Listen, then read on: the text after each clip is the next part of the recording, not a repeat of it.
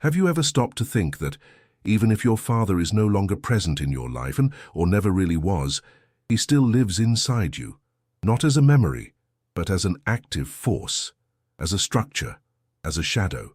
Carl Jung called this the father archetype, an ancestral image that dwells in the unconscious of all of us. It is not just about the biological father, but about what he represents: order, authority, boundaries, protection, and sometimes the oppressor. The father archetype is not a person. It is a principle. It is in the idea of right and wrong. It is in the way you demand of yourself, in how you deal with figures of authority. It is in the voice that says, "You didn't do enough," or in some cases, "You are not enough." Even if you grew up without a present father, this image forms, because it is not born solely from experience, but from the collective unconscious, that deep reservoir that connects all human beings and where archetypes live. Jung said that the father represents the principle of logos, reason, structure, the spirit that shapes chaos. The mother gives us the body, matter, the sensible world. The father, on the other hand, brings the spirit of law, order, separation. It is the father who says no, who defines the space, who sends the child out into the world. But what happens when this no comes laden with fear, or when it never came at all?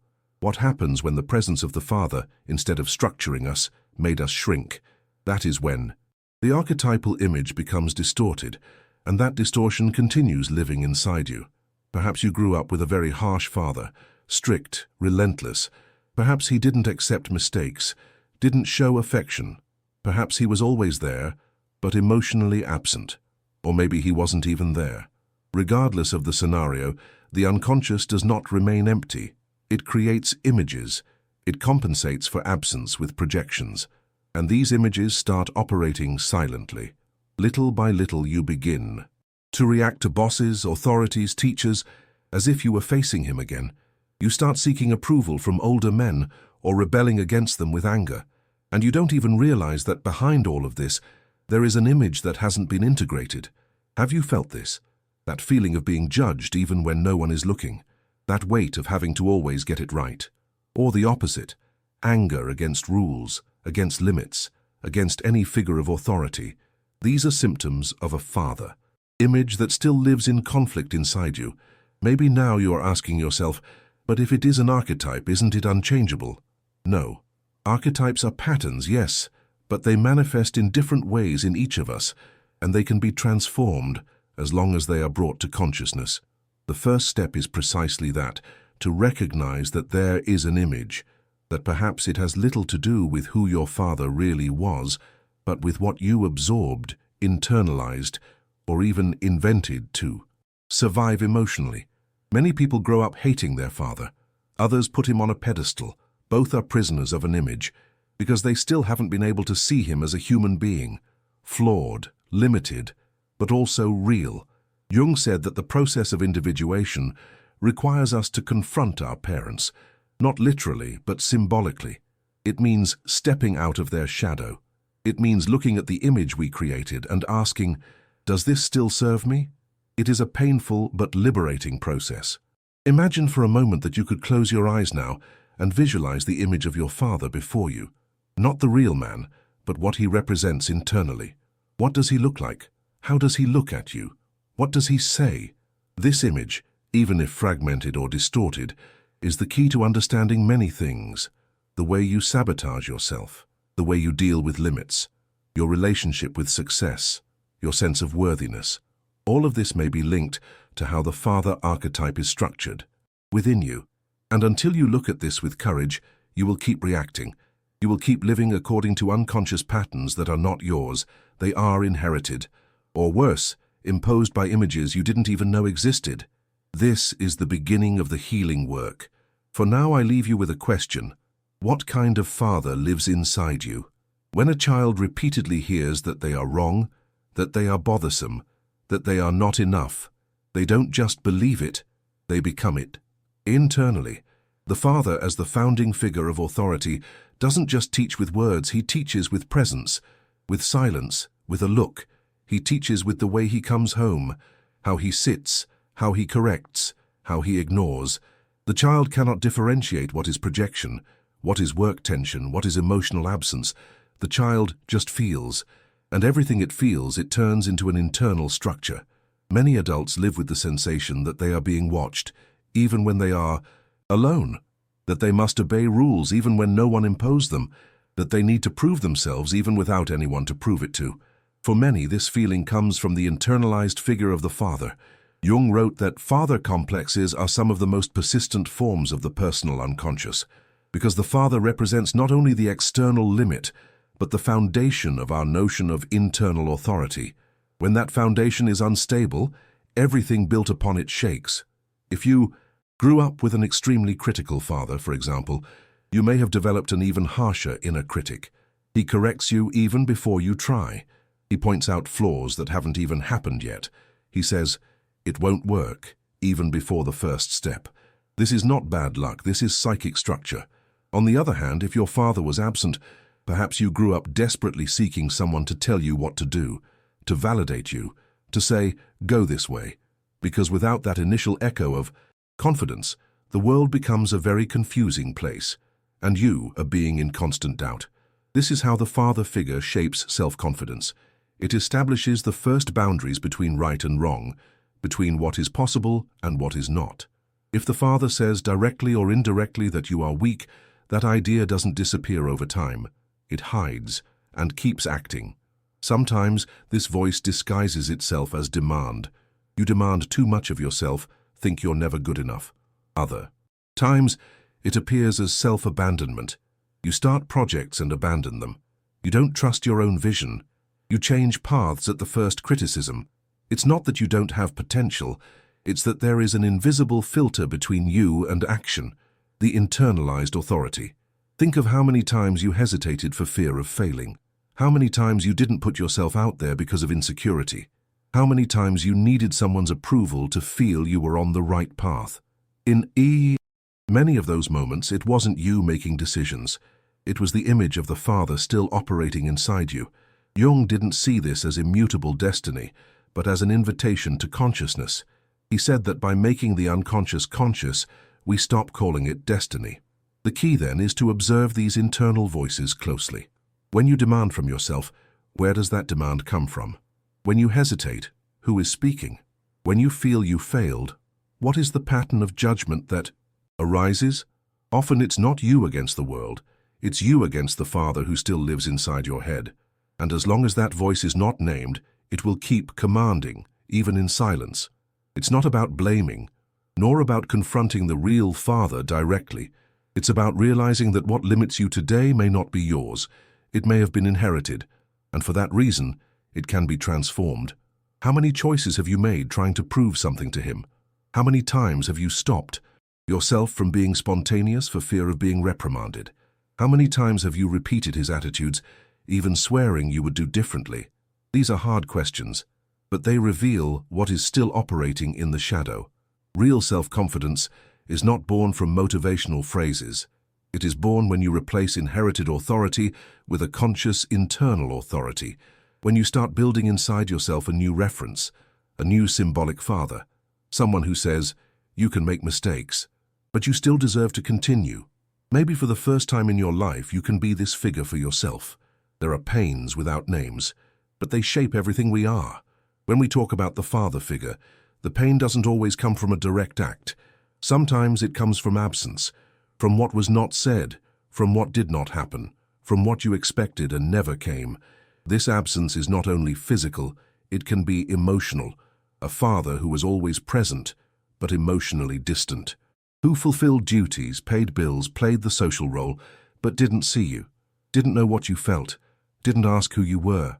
Growing up like this is like living in a desert where the thirst is not for water, but for recognition.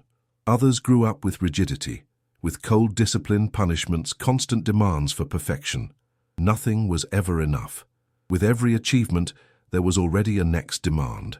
And even when praised, a correction came along. In these cases, the child learns that love is conditional, that they need to constantly strive to be accepted. And when grown up repeats this in relationships, work, and self-image, always trying to deserve a value that should already be theirs. And there is yet another type of wound, more invisible but equally deep, emotional invalidation. It's not that the father was cruel, but he minimized what you felt, told you to swallow your tears, said, "That's nothing," laughed when you said you were scared, reacted with irony to your enthusiasm. And with this, you learned to distrust your emotions, to doubt your own intuition. These wounds don't disappear over time. They mature with you, grow silently, shape your bonds, and above all, shape how you treat yourself. People wounded by absence tend to seek approval compulsively. They want to be seen. They feel a void they try to fill with others' presence. But no external presence can heal an internal absence. People wounded by rigidity tend to be controlling with themselves. Demand perfection, don't allow themselves to rest, are afraid of failing because deep down they believe love will be withdrawn if they are not flawless. And those wounded by invalidation often live in a constant state of doubt. They doubt what they feel, what they think, what they want, always seeking someone to validate, confirm, say, "Yes, what you feel matters." These are painful patterns, but they only lose power when we bring light to them. Have you ever wondered which of these wounds still lives in you? Not rationally, but in practice, in how you relate, in how you criticize yourself, in how you avoid confrontations or provoke them. Often, childhood pain doesn't appear as a memory. It appears as behavior. It's in that moment when you need a compliment to believe in your own worth. In that day you hid, afraid of being judged. In that relationship where you erased yourself to avoid abandonment. These are not conscious choices. They are automatic responses from a psychic system molded by pain. And the most challenging thing is that often we don't even realize we are wounded because we got used to the pain. Grew up hearing that it was just like that the father did the best he could. And maybe he really did. But that doesn't cancel the effect it had on you. It is possible to honor his effort and at the same time recognize the emotional consequences you carry to this day. That recognition is not an attack. It is an act of honesty, of liberation. Because as long as you don't admit you were hurt, you keep trying to be strong all the time, and that strength often turns into armor, into rigidity, into isolation. True healing begins when you allow yourself to look with compassion at the child you were and admit, "That hurt me. That was missing. That shaped me." Not to play the victim, but to stop carrying what is no longer yours. Childhood does not come back, but the way it lives inside you can change, and that already transforms everything. Idealizing someone is freezing them on a pedestal. Demonizing is pushing them into shadows. In both cases, we stop seeing the person as they are and start living trapped by the image we projected. With the father, this happens often because it is very difficult to see clearly someone who was once a giant for us, a hero, or an executioner. If you idealized your father, perhaps you grew up believing he was perfect, that everything he did was right, that his gestures, no matter how harsh or distant, were signs of love, that his absence was necessary, that his rigidity was for your own good. You convince yourself of this, repeat it to others, but deep down, something still hurts, because the body feels what the mind denies. Idealization is a form of defense, to avoid pain, to avoid internal confrontation with what was missing, what hurt, what was unfair. But the price is high. You can't access your legitimate anger, your disappointment, your frustration, and without this, you don't mature emotionally. Because as long as your father is perfect, you remain the child who idolizes him, who seeks to please, who molds to be loved, and no one becomes an adult while still waiting for approval from their own altar. On the other hand, there are those who made the opposite movement, demonized the father, reduced him to the figure of evil, of aggressor, of insensitivity, of absence, of the one who destroyed their self-esteem, childhood, and sense of value. That anger may be justified, may have a real basis, but when it's not processed, it hardens. It becomes permanent, an emotional prison, a poison that spreads to all areas of life, romantic relationships, professional bonds, even how you see yourself. It's as if everything were contaminated by that undigested resentment. You begin to reject all forms of authority. You get bothered by men who remind you of your father. You feel aversion to bosses, mentors, masculine figures, and deep down, you remain at war with your father, even if he is gone. The point is, while you idealize or demonize, there is no space to see the father as he really was, a human being, full of limitations, perhaps carrying his own wounds, a man of his time, with the consciousness he had. And this realistic view is liberating, because it allows you to stop carrying a frozen image. It allows mourning to happen, not just the mourning of physical death, but the mourning of that image you projected, which was never true. When you allow yourself to look at your father with human eyes, something begins to reorganize inside you. You can feel anger and at the same time compassion. You can recognize the damage and still accept that he also had a story, a childhood, a pain. Jung said that one of the greatest challenges of individuation is to separate the archetype from the real person. This applies to the father, applies to the mother, applies to all figures who once were bigger than us. And it's not easy, because it involves losing the illusion, involves facing the loneliness that remains when you realize the hero was just a man, or the villain was also a wounded man. But in that place of lucidity, true emotional freedom is born. You stop waiting for the ideal father, stop fighting the father who hurt, and finally begin to listen to yourself, to guide yourself, to welcome yourself, because his figure ceases to be the center, and you begin to occupy your own place in your psyche. It is at this point that you actually start to grow inside. You may think you are reacting to someone in front of you, but in reality you are responding to someone left behind. This is the nature of projections, unrecognized parts of ourselves that we put on others as if they were theirs. And few figures carry as much psychic weight as the father. When you haven't worked through your relationship with him, it is common to transfer that image to men you meet along the way. Bosses, partners, mentors, authorities, anyone can become a new stage for that old dynamic. Sometimes, without realizing it, you are trying to please someone like you tried to please your father. Other times, you are confronting someone as if you were still defending yourself from an old humiliation. It's as if you were still in that childhood home, even though you're in an office, a relationship, an adult conversation. The body has grown, but the emotional system still responds with the old pattern. A boss who firmly corrects you can awaken disproportionate fear in you. You don't react to the correction, but to the unconscious memory of when you were a child, and every criticism felt like a sentence of rejection. A partner who withdraws for a few days can trigger in you a sense of abandonment, as if you were reliving the absence of the father who left without explanation. And sometimes you find yourself seeking affection from someone emotionally unavailable, repeating the attempt to win the love you never received. These dynamics repeat. Scripts change actors but keep the same structure. Jung said that everything that is not conscious repeats as destiny. It's not because you're unlucky, it's because something inside you is trying to complete itself, trying to resolve itself. And until there is awareness, life will keep putting you in front of the same figures, changing the scenery, but keeping the mirror. These projections also manifest oppositely.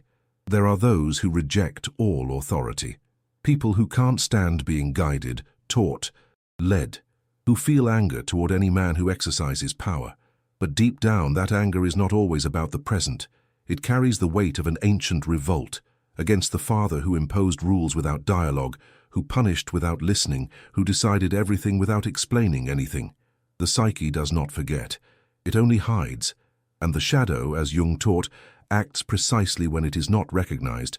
The challenge, then, is to notice where you are reacting to the present with emotions from the past, where you are putting the father's face on people who have nothing to do with him, where you are trying now to solve what wasn't possible before. This is not a mistake. It is a call for healing, a deep attempt by your soul to reorganize what was left pending. But healing only begins when you stop confusing yourself with these reactions, when you stop believing the world is like this and start investigating, why does this affect me so much? Why does this hurt me more than it should? Why am I so sensitive to this kind of person? The answers are not in the other, they are in you. And when you find them, you start to realize you can respond differently. You can take a stand without feeling threatened. You can disagree without fear of punishment. You can love without losing yourself. You can make mistakes without feeling abandoned. You stop being a prisoner of old projections and finally start living in the present. Liberation begins.